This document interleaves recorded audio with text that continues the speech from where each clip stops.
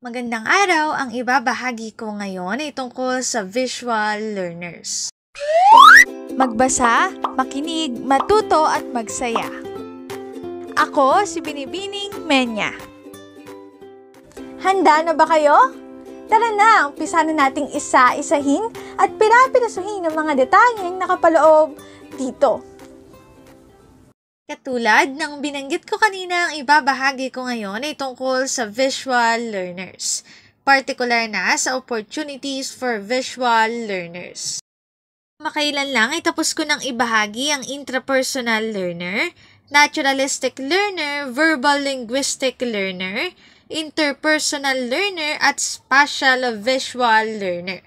Pero bilang balik-aral, ibabahagi kong muli ang mahalagang detalye. Pag sinabi nating intrapersonal learner, ito ay mga individual na magaling mag-control ng emotion. Sila ay magaling din sa self-reflection.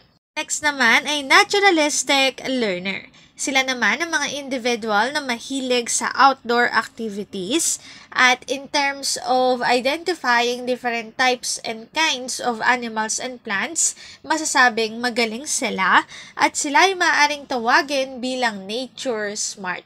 Ang sumunod naman ay verbal linguistic. Sila naman ang mga individual na magaling sa wordings at kaya nilang masabi into words ang kanilang mga thoughts at sila ay mahilig sa poetry at journalism at sila ay maaaring tawagin bilang word smart. Ang next naman ay interpersonal learners. Sila naman ang mga individual na magaling makisalamuha, magaling sa pakikipag-socialize, at sila ay tinatawag bilang people smart. Ang sumunod naman ay spatial visual learners. Sila naman ang mga artistic na individual at sila ay may talent in photography, painting, at sculpting. As a visual learner, you are likely to succeed as a pilot, sculptor, architect, interior designer, cartoonist, or graphics artist.